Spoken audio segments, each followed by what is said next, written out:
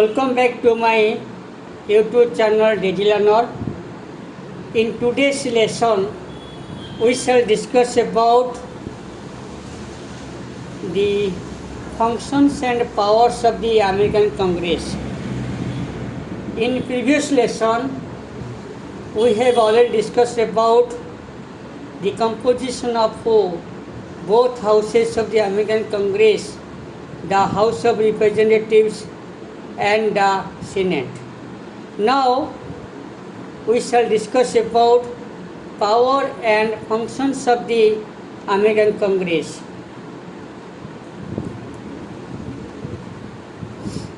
The American Congress is the national legislature of America, and it is a bicameral legislature. It consists of the House of Representatives and the Senate. The House of Representatives is the lower chamber, while the Senate is the upper chamber.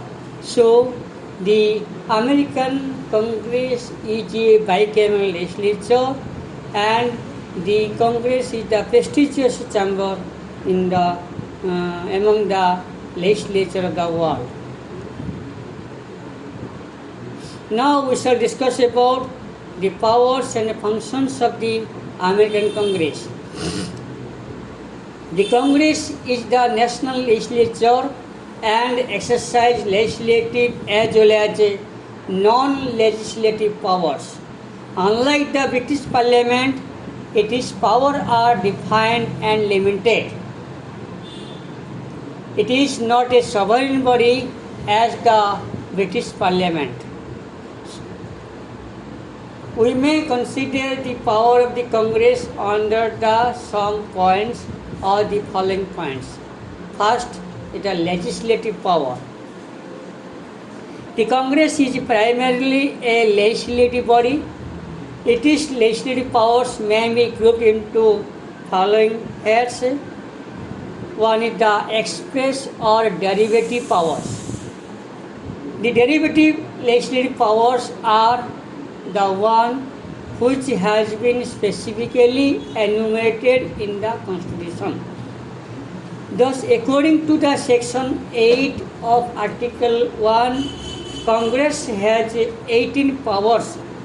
All the powers not discussed within these 18 powers, the powers are those powers are known as residuary power, which are vested with the states. So now we shall discuss about what are the residuary, what are the expressive or derivative power. First, to lay, collect taxes, duties, imports and excise duties. To pay debts, provide for the common defense and general welfare of USA. To borrow money on the credit of USA. To regulate commerce with the foreign nations among the several states of the world. To spend money, fix the standard of weight and measurement. To constitute tribunal inferior to the Supreme Court of America. To defend, punish the felonies or piracies committed on the high sea or offences against the law of the nation. To declare war, grant letter of Moscow or reprisal, and make rules concerning capture on land and water.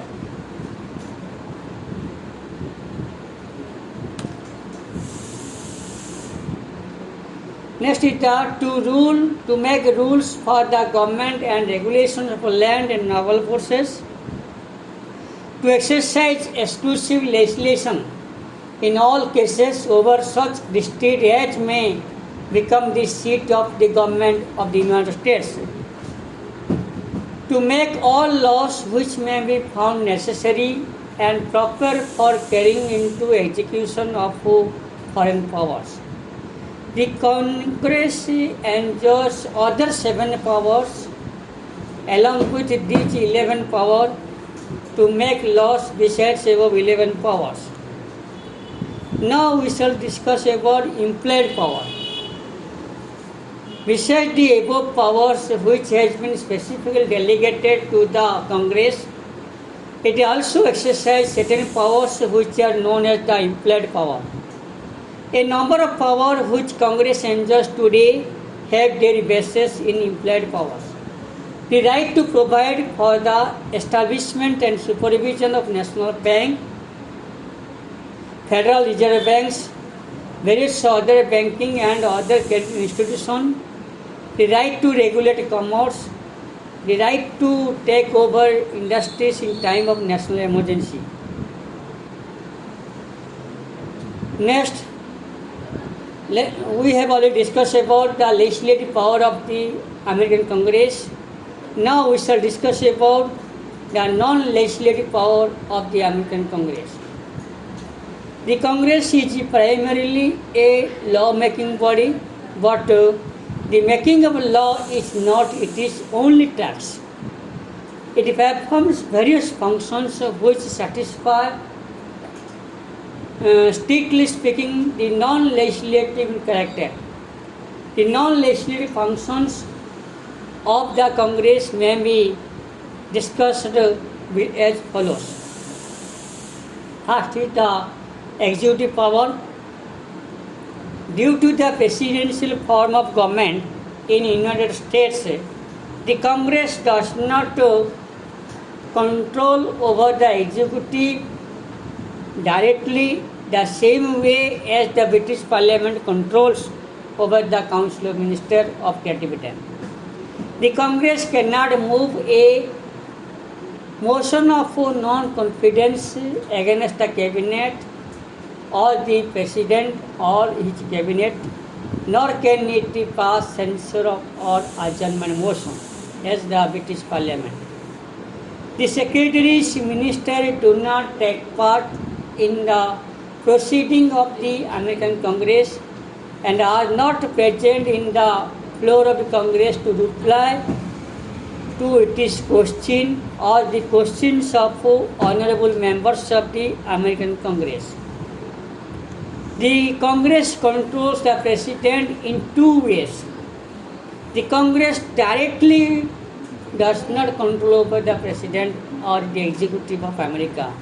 So, hence, the Congress controls over the Executive or the President and his secretaries in two ways. First, by confirming the appointment made by the President.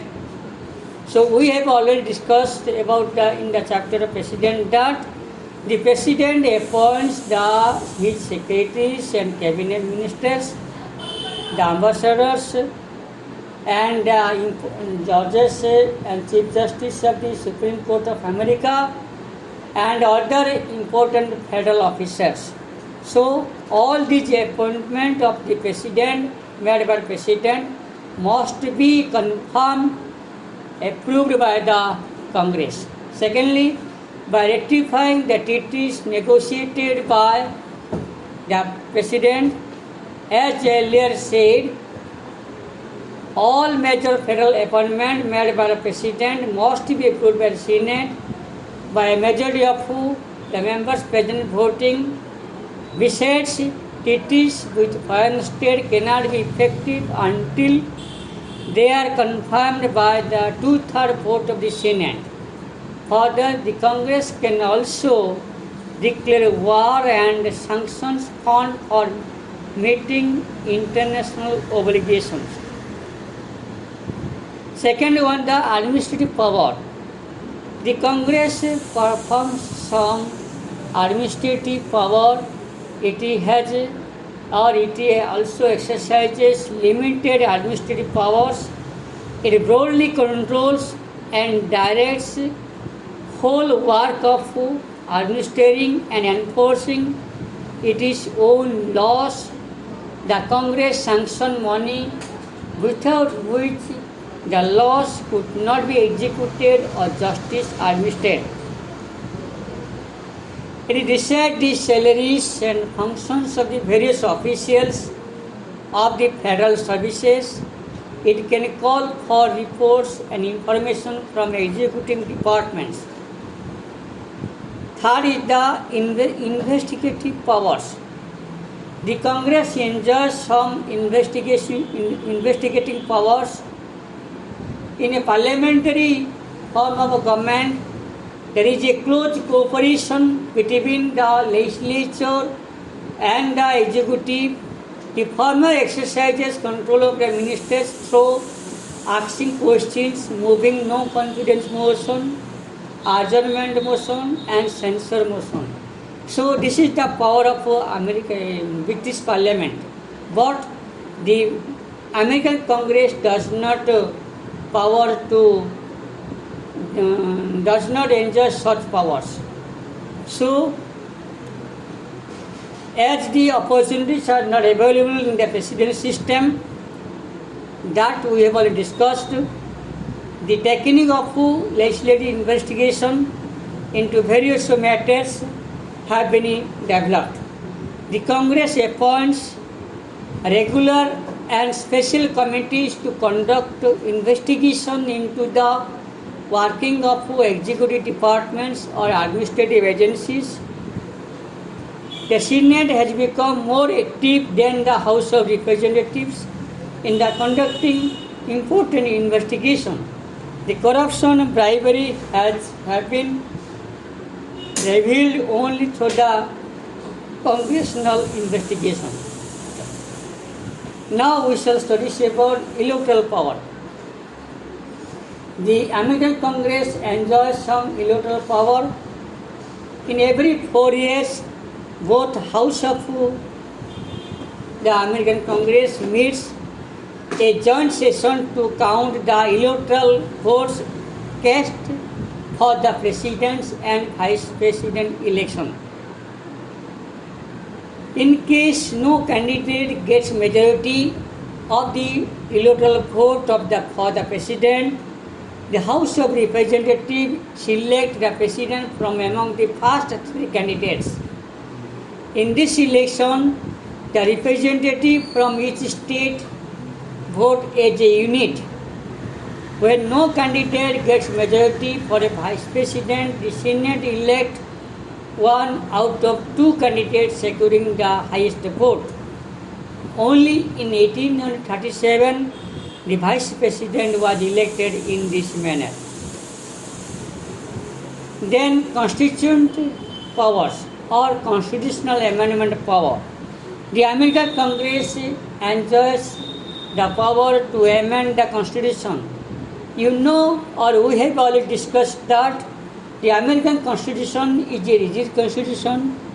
It is very complex, or it is very difficult to amend or rectify the Constitution of America. So, a very complex method or measure has been adopted for the amendment of the American Constitution. So, the Congress, the both houses of the American Congress enjoys the power to amend the American Constitution. The Congress also plays an important role in the amendment of the Constitution. A proposal for amendment of any provision of the Constitution may be made either by 2/3 vote of the Congress or by the National Convention called at the request of the legislature of 2/3 of the states. Such a proposal become a part of the constitutional after it has been ratified by the legislature of 3/4 of the states or by convention of 3/4 of the state. The Congress will determine which of the 2 method ratification is to be followed. The Congress, besides determining the modes of ratification, may also specify time limit for ratification. Whatever the method is adopted, it is clear that the Congress plays an important part in the process of amendment. It may be pointed out that the amendment to the American Constitution have so far been initiated by the Congress, only by the Congress. No national convention has been called for proposing any amendment so far. Next, we shall discuss about judicial power. The House of Representatives brings a charge or impeachment against the President, Vice President, other federal officers, and the Senate sitting as a court of trial. Here's the charges. Each chamber has disciplinary power over its own members, can expel a member by 2/3 votes. Next, we shall discuss the financial power. The Congress is the custodian of national finance. It passes the national annual budget of the United States. It has power to change the revenue or expenditure side of the budget. It is the final authority regarding the appropriation of money. It uses its financial power to control the executive. To conclude, analyzing the above powers of the Congress, one might say that it is wrong to call the Congress a law-making body. Apart from making law, it has other powers in American system.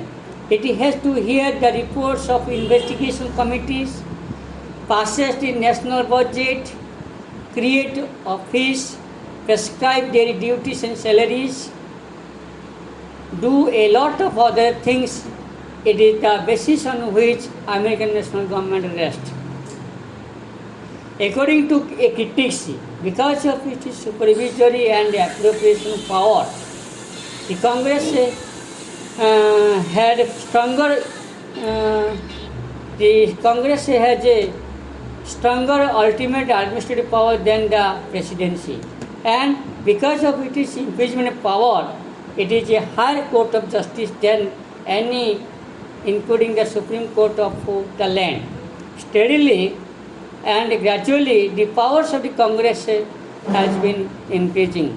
So, thank you very much.